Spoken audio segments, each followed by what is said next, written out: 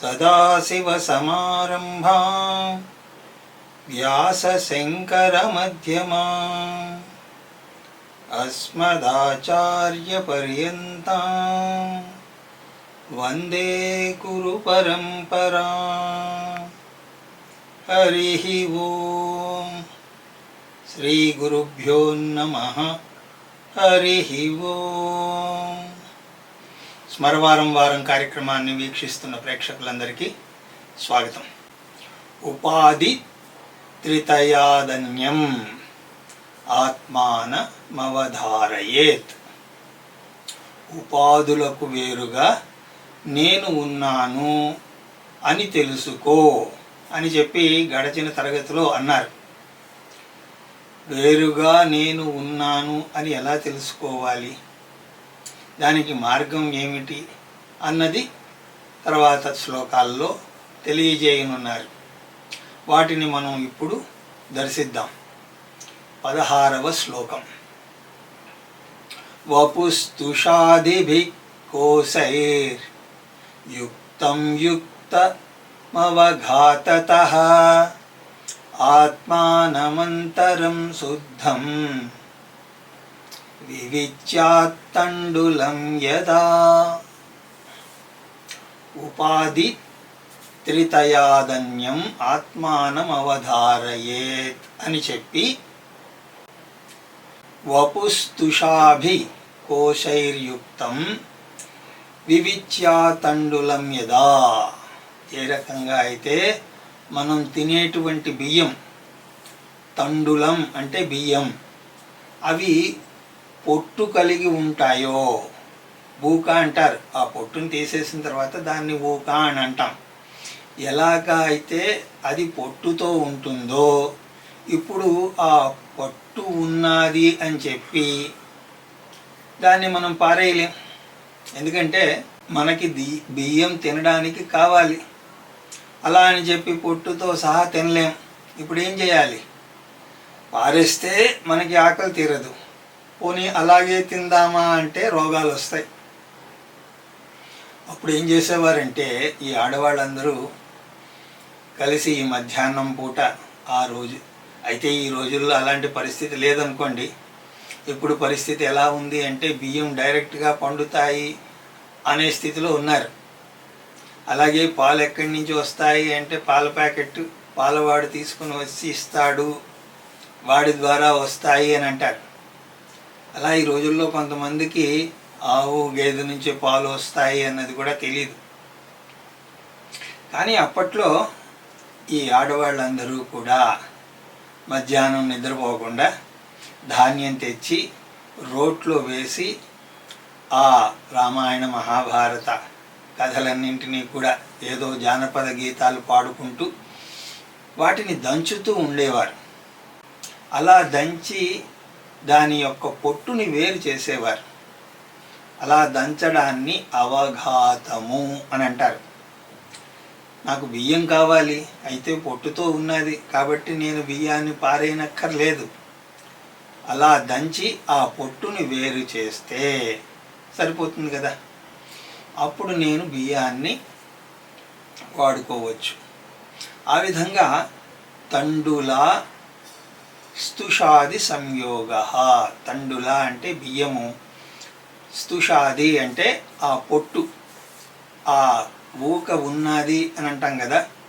ఆ స్తుషాది తండులం కలిసి ఉండడంతో వాటిని అవఘాతము తోటి ఎలాగైతే వేరు చేస్తున్నామో ఆ విధంగానే నాయనా నీ దగ్గర కూడా ఓ బియ్యం ఉన్నాయి. ఏమిటా బియ్యం అంటే ఆత్మ. అయితే ఆ బియ్యం మీద ఒకే ఒక పొట్టు ఉన్నది. కానీ ఆత్మ అన్న బియ్యం మీద ఒక పొట్టు కాదు, ఒకవైపు నుంచి చూస్తే 3 పొట్లు, ఇంకొక కోణంలోంచి చూస్తే 5 పొట్లు అలా కప్పి ఉన్నది. 3 అయోమయాలు లేకపోతే 5 అయోమయాలు, అలాగా అయోమయాలతో అది ఉన్నది. అయితే ఆ పొట్టును వేరు చేయడానికి ఆడవాళ్ళు ఎలాగైతే దంచేవారో అలాగా నువ్వు కూడా ఇప్పుడు దంచాలి.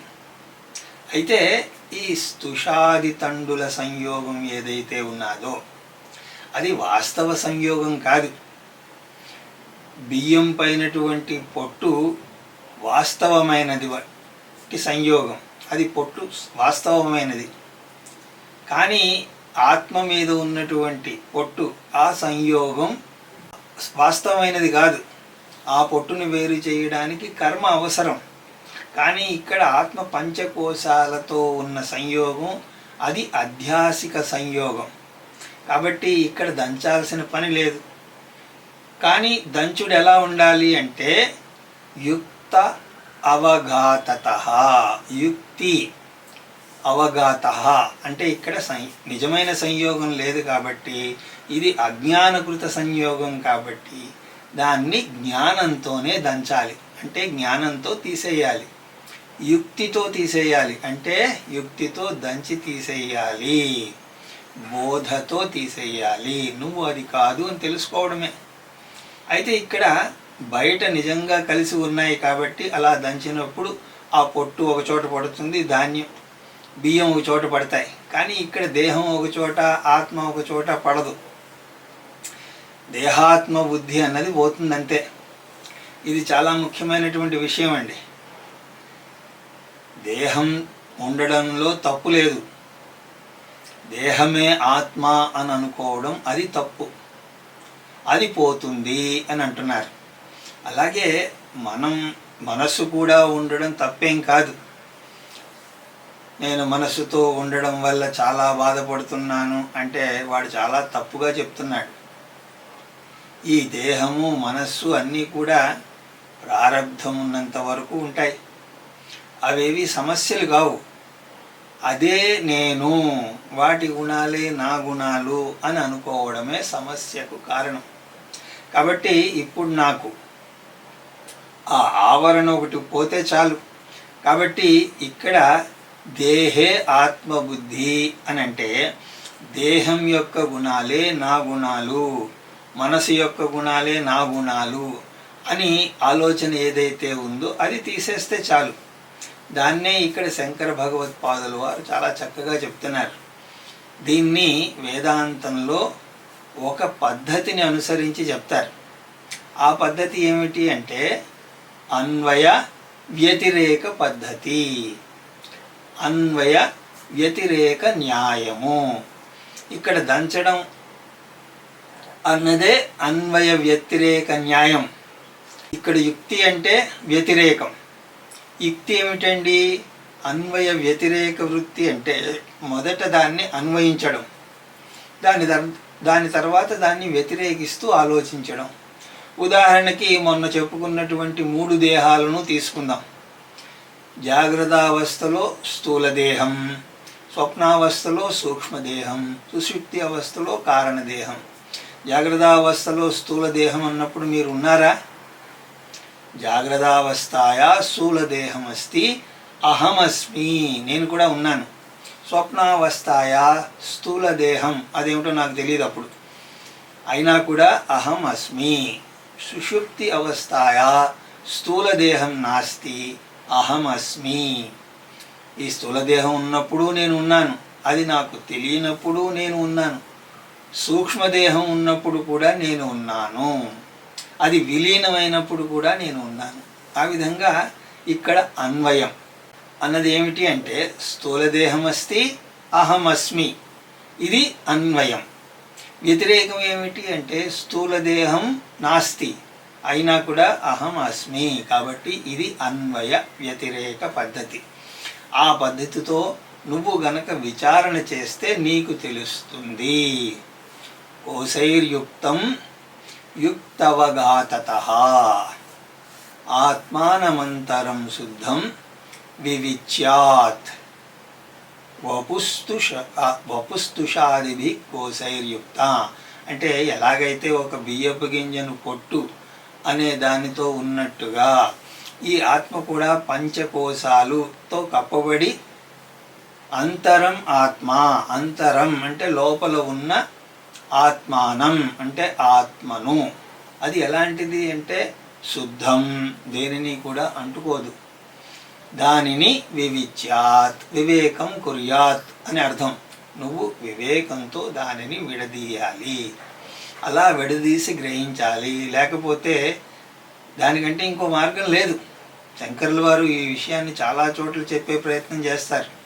భజగోవిందంలో చెప్పారు, అలాగే వివేక చూడామణిలో కూడా చెప్పారు. పఠంతి శాస్త్రాణి యజంతు దేవాన్ కుర్వంతు కర్మాణి భజంతు దేవతా ఆత్మైక్యబోధేన వినా విముక్తి న సిద్ధ్యతి బ్రహ్మ శతాంతరేపి. ఎన్ని గ్రంథాలైనా చదవండి, ఎన్ని తీర్థయాత్రలైనా చెయ్యండి, ఎంతమంది దేవతలనైనా పూజించండి, ఎన్ని కర్మలనైనా చెయ్యండి, ఆత్మ ఐక్య బోధ వినా, ఆత్మ అంటే ఏమిటో తెలుసుకోనంత వరకు మీకు ముక్తి కలగదు. ఎప్పటిదాకా? నా సిద్ధ్యతి బ్రహ్మ శతాంతరేపి, 100 బ్రహ్మలు వచ్చిపోయినా సరే మీకు ముక్తి అన్నది రాదు. అంత స్పష్టంగా చెప్తున్నారు. మనకేమో ఆశ్చర్యం వేస్తుంది. ఏదో భగవంతుణ్ణి పూజించడం, అప్పుడప్పుడు కృష్ణరామ అనుకుంటూ ఉండడం, ఆ దానం ఈ దానం అంటూ ఏవో కొన్ని మంచి పనులు చేస్తే సరిపోతుంది కదా, నాకు ముక్తి వచ్చేస్తుందేమో అలా అనుకున్నాను అంటే, కానీ ఆయన మాత్రం అంత స్పష్టంగా చెప్తున్నారు. ఎందుకు రాదు అనేది కూడా ఆయన చెప్పారు కదా. ఈ ఆత్మబోధలోనే మొదట్లో చెప్తారు, అవిరోధితయా కర్మ నా విద్యాం వినివర్తయేత్ విద్యా విద్యాం నిహంత్యేవ్యా తేజస్తిమిరసంగవత్ అంటూ మనం చూసాం. నువ్వు చేసిన ఏ కర్మ అయినా సరే అది అవిద్యకు వ్యతిరేకంగా లేదు. ఏ కర్మ అయినా సరే అవిద్యను పోషిస్తుంది తప్ప దాన్ని తీసేయాలి అని చూడదు. కాబట్టి అది ఎప్పుడూ కూడా జ్ఞానాన్ని కలిగించదు. కాబట్టి మీరేం చేయాలి? ఇవన్నీ చెయ్యకూడదు అని కాదు, ప్రతి పుణ్యకర్మ చెయ్యాలి. కానీ వాటితో పాటు ఆత్మ విచారణ అన్నది కూడా చెయ్యాలి. ఇది చాలా ముఖ్యమైనది. ఆత్మ విచారణ కోసం నేను ఇవన్నీ చేస్తున్నాను అంటే పర్వాలేదు, కానీ ఇవన్నీ చేస్తాను కానీ నేను ఆత్మ విచారణ మాత్రం చెయ్యలేను అంటే వాటి యొక్క ఫలితం అంతా కూడా సున్నా. వాటి వల్ల ఏదో పుణ్యం వస్తుంది, ఏదో ఉత్తమ లోకాలకు వెళ్తారు, కానీ మోక్షం మాత్రం రాదు. ఉత్తమ లోకాలకు వెళ్ళడం అన్నది వేదాంత విద్యార్థి యొక్క ప్రయోజనం కాదు కదా. నేను వేదాంత విచారణ చేస్తున్నాను అంటే ఏదో పుణ్యలోకాల కోసం కాదు. స్వర్గానికి గనక మీరు వెళ్ళదలుచుకుంటే 100 యజ్ఞాలు చేస్తే మీకు స్వర్గం గ్యారంటీ. ఆ విధంగా శాస్త్రంలో చెప్పారు. కాబట్టి అవన్నీ చేస్తూ కూర్చోవడమే. కానీ ఇక్కడ మనం విచారణ చేస్తున్నది దేనికి అంటే, నాకు జన్మరాహిత్యం కావాలి, నాకు స్వర్గం వద్దు గిర్గం వద్దు, జన్మరాహిత్యమే కావాలి అంటే వివిచ్యాత్ అంటే వివేకంతో ఆలోచించాలి. మనస్సు ఏమిటి, నేనేమిటి, బుద్ధి ఏమిటి, నేనేమిటి, నేను కలత చెంది ఉన్నాను అంటే నేను నిజంగా కలత చెంది ఉన్నానా, లేకపోతే మనసు కలత చెందితే నేనేదో కలత చెందాను అని అనుకుంటున్నానా, ఏమిటిది అని నువ్వు విచారణ చేస్తూ ఉండాలి. అలాగా దంచడం అన్నది జరుగుతూనే ఉండాలి.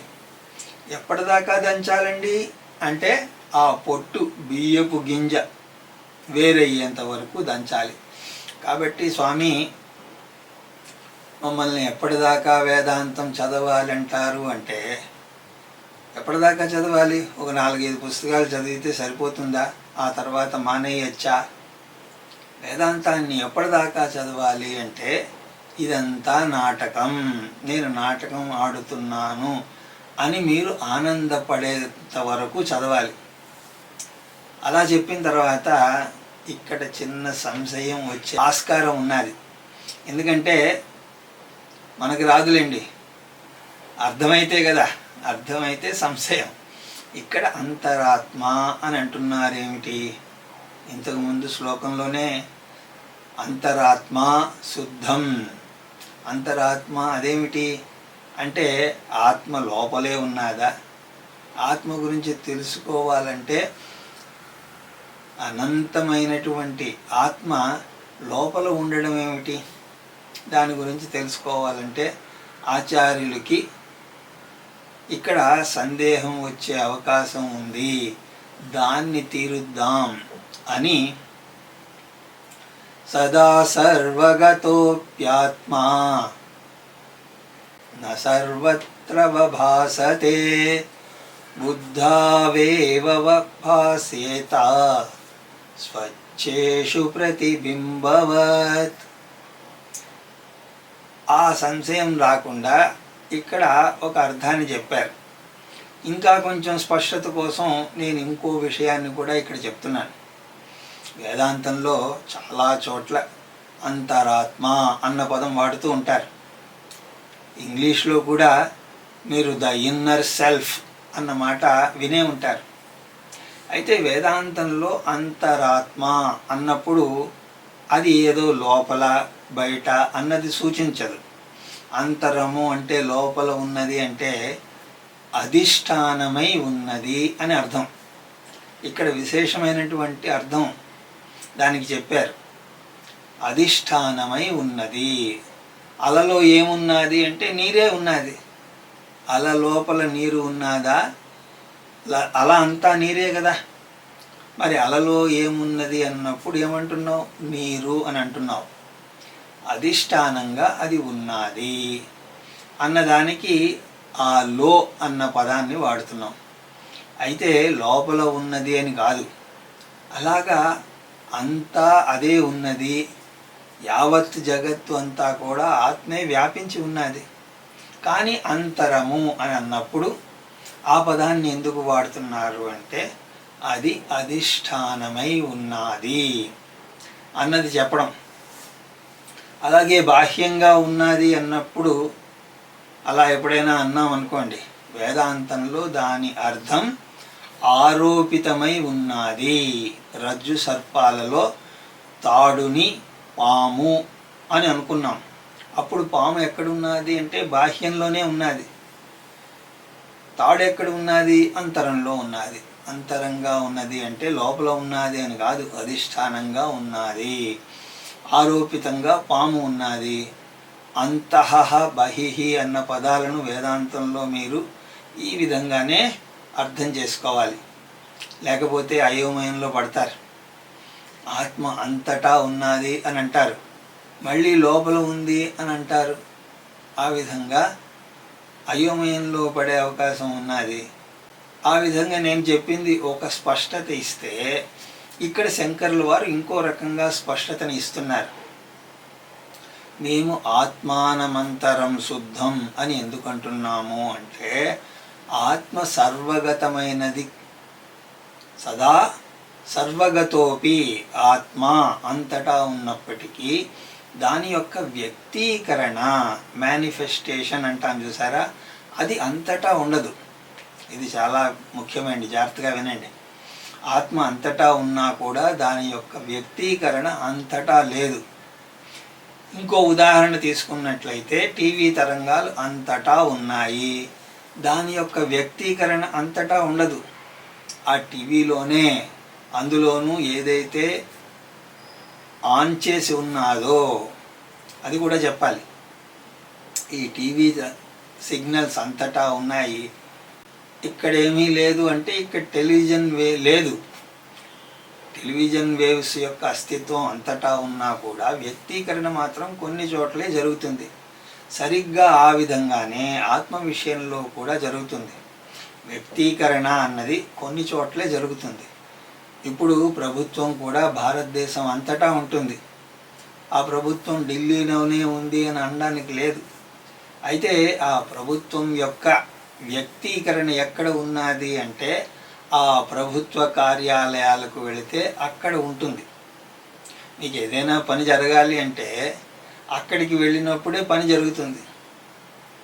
ఆ కార్యాలయాల్లో ప్రకటింపబడింది కాబట్టి అక్కడ ప్రభుత్వం ఉంది, బయట లేదు అని అనడానికి లేదు. ప్రభుత్వ శాసనం అంతటా జరుగుతుంది కదా. అదేవిధంగా ఆత్మ అంతటా ఉన్నది, కానీ అక్కడక్కడ ప్రకటింపబడుతోంది.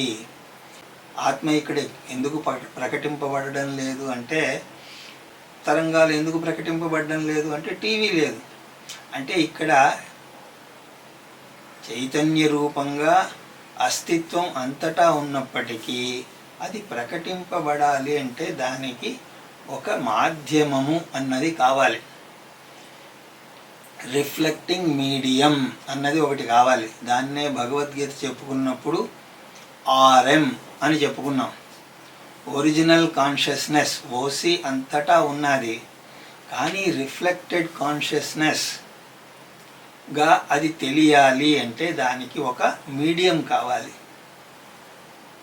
సద్రూపంగా చిద్రూపంగా ఆత్మ అంతటా ఉన్నది, కానీ ఇక్కడ ప్రకటింపబడడం లేదు.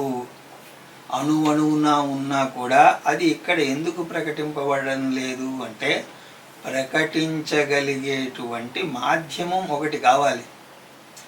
అయితే ఇక్కడ ఒక్క బుద్ధి ఒక్కటే దాన్ని ప్రకటించగలదు అని ఏం చెప్తున్నారు అంటే, బుద్ధావేవావ భాసేత. దేహము దాన్ని ప్రకటించలేదు, ఎందుకంటే దేహం తమోగుణం. తమోగుణానికి ప్రకటించే శక్తి లేదు. పోనీ మనస్సు ఏమైనా ప్రకటిస్తుందా అంటే అది రజోగుణం, అది కూడా ప్రకటించలేదు. అవి రెండు పనిచేస్తాయి కానీ ప్రకటించలేవు. ప్రకటింపబడాలి అంటే సత్వగుణం కావాలి. మన దేహంలో సత్వగుణం ఆధిక్యతతో నిర్మించబడినటువంటిది బుద్ధి. సమస్త సత్వగుణంతో బుద్ధి వచ్చింది, అలాగే సమస్త రజోగుణంతో మనస్సు ఏర్పడింది. కాబట్టి మన బుద్ధి ఎంత గొప్పదైనా సరే అది సాత్విక అంశతో ఉన్నది కాబట్టి మీరు నిర్ణయం చేయగలుగుతారు, మీరు దాన్ని విచారించగలరు. మనస్సుతో విచారణ చేయడం అన్నది కుదరదు. జ్ఞానానికి సంబంధించిందంతా కూడా తప్పకుండా బుద్ధి వలనే జరుగుతుంది. మీరు ఇప్పుడు మనస్సుతో వింటున్నారా, బుద్ధితో వింటున్నారా? అసలు వింటే కదండి, మీరు ఏదో అడుగుతున్నారు కానీ వింటే కదా ఆలోచిస్తా. బుద్ధితో విన్నారు అంటే వింటున్నట్టు, మనస్సుతో వింటున్నాను అంటే మీరు వింటున్నట్టు లెక్క కాదు. అయితే తెలుగులో అంటూ ఉంటాం, నేను మనస్ఫూర్తిగా వింటున్నానండి అని. అలా అన్నా కూడా అక్కడ అర్థం ఏమిటి అంటే, మనస్సు అంటే ఉపలక్షణంగా బుద్ధితో వింటున్నాను అని అర్థం. బుద్ధి పూర్తిగా సత్వగుణ ఆధిక్యంతో ఉంటుంది కాబట్టి అక్కడ ఆత్మ అన్నది ప్రకటింపబడుతుంది. కాబట్టి శంకరాచార్యులు వారు అంతరంలో తెలుసుకోవాలి అంటే నువ్వు బయట తెలుసుకోలేవయ్యా, అంతరంలో నువ్వు బుద్ధి సహాయంతో దాన్ని తెలుసుకో అని చెప్పడం. ఆ తర్వాత అంతటా అదే ఉంది అని నీకు తెలుస్తుంది. ఎలాగైతే ఒక చిన్న పిల్లవాడు టీవీలోని తరంగాలు ఎక్కడున్నాయి అంటే టీవీలోనే ఉన్నాయి అని అంటాడు. ఆ తర్వాత వాడు ఎదిగి చదివిన తర్వాత ఆ తరంగాలు ఎక్కడున్నాయి అంటే అంతటా ఉన్నాయని వాడే చెప్తాడు.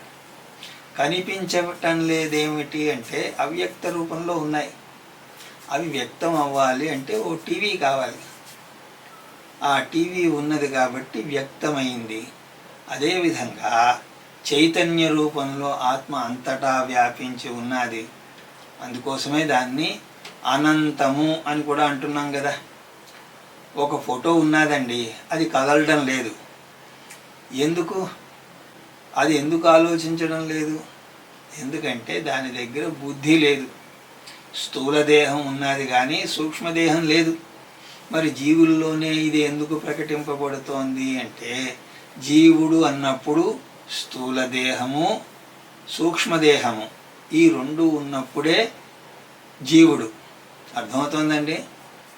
వస్తువు అని దేనిని అంటాము అంటే కేవలం పాంచభౌతికం శరీరం గనక ఉంటే, అది కూడా పంచీకృత పంచమహాభూతైకృతం, దానికి గనక సూక్ష్మ దేహం సహకరిస్తే, దాని యొక్క సహకారం ఉంటే అప్పుడు జీవుడవుతాడు. అప్పుడు దాన్ని వస్తువు అని అనరు. ఎందుకంటే జీవుడిలో అది ప్రకటింపబడుతుంది. అంటే వాడికి బుద్ధి ఉన్నది, అది సత్వగుణ నిర్మితమై ఉన్నది, అది సత్వగుణం ఆధిక్యత వలన ప్రకటింపబడుతోంది అని ఇక్కడ చెప్పారు. సత్వగుణం కారణంగా ప్రకటన, మనస్సు రజోగుణం కారణంగా ఆ విధంగా పనిచేస్తుంది. దేహం తమో గుణం కారణంగా ఎక్కడ కూర్చున్నా దానికి నిద్రపోవాలనే అనిపిస్తుంది. తరగతిలో కూర్చున్నా కూడా, సత్సంగంలో కూర్చున్నా కూడా నీరు పళ్ళ మెరుగు వీపు గోడ నెరుగు అన్నట్టుగా ఉంటుంది. అక్కడికి వెళ్ళి కూర్చుందామా అని అనుకుంటుంది. ఎందుకు? నిద్రపోవడానికి. అదే మీరు బుద్ధితో గనక తరగతి విన్నారనుకోండి, ఆహా ఎంత బాగా చెప్తున్నారు అని అనిపిస్తుంది. కానీ దేహంతో వింటే ఎప్పుడు క్లాస్ అయిపోతుందా, వెళ్ళిపోదామా, పడుకుందామా అని అనిపిస్తుంది. కాబట్టి మంచి యాక్టివిటీ బుద్ధిలో అది రిఫ్లెక్ట్ అవుతుంది అని ఇక్కడ చెప్పి, ఇక్కడ ఏమంటున్నారు అంటే స్వచ్ఛేషు ప్రతిబింబవత్. ఏ విధంగా అయితే ఒక ప్రతిబింబం పడాలి అంటే స్వచ్ఛమైనటువంటి తలం ఉండాలి. మురికి గుడ్డ మీద సినిమా వేస్తే సరిగా ఉండదు. ఆ సినిమాలోని ప్రతిబింబం కనబడాలి అంటే స్వచ్ఛమైనటువంటి వస్త్రం, ఆ స్వచ్ఛమైనటువంటి తెర ఉండాలి. ప్రతిబింబం గనక అస్పష్టంగా కనబడాలంటే ఏ మురికి గుడ్డ మీదైనా ఆ ప్రతిబింబం పడచ్చు. కానీ స్పష్టంగా కనబడాలి అంటే స్వచ్ఛమైనటువంటి తెర ఉండాలి. ఆ విధంగా ఆ చిదాభాస మనకి ప్రకటింపబడాలి అంటే స్వచ్ఛమైనటువంటి అది బుద్ధిలోనే ప్రకటింపబడుతుంది. అప్పుడు మనకి స్పష్టంగా అర్థమవుతుంది. అదే సినిమా మీరు ముడతలు ముడతలుగా ఉన్నటువంటి తెర మీద వేశారనుకోండి. మా చిన్నప్పుడు ఈ ఉత్సవాలు జరిగినప్పుడు, దసరా ఉత్సవాలకి వాటికి బయట సినిమా వేసేవారు. అది తెర ఊగుతూ గాలికి ఊగుతూ ఉన్నప్పుడు అక్కడ హీరో హీరోయిన్ని పెళ్లి చేసుకుంటూ ఉంటే విలన్ వస్తాడు. అయితే ఆ తాళి కడుతూ ఉంటే విలన్ తాళి కడుతున్నాడా, హీరో తాళి కడుతున్నాడా తెలియదు. అలా ఉంటుంది. ఏదో కనిపిస్తుంది కానీ స్పష్టంగా లేదు. అదేవిధంగా దేహతలంలోనూ మనోతలంలో కూడా వ్యక్తీకరణ జరుగుతుంది కానీ అది స్పష్టంగా ఉండదు. కానీ బుద్ధి అనే విషయంలో అది చాలా స్పష్టంగా ఉంటుంది. కాబట్టి మీరు సులభంగా ఎక్కడ తెలుసుకోగలుగుతారు అంటే బుద్ధావేవావ భాసేత. కాబట్టి నేను ఆ విధంగా చెప్తున్నాను అని శంకరులు వారు తెలియజేశారు. ఆ తర్వాత శ్లోకాలను మనం తర్వాత తరగతిలో దర్శించే ప్రయత్నం చేద్దాం అని మీకు తెలియజేసుకుంటూ, నా మాటలను ఎంతో శ్రద్ధగా వింటున్న మీరందరికీ శిరస్సు వంచి నమస్కరిస్తూ హరి ఓం తత్సత్.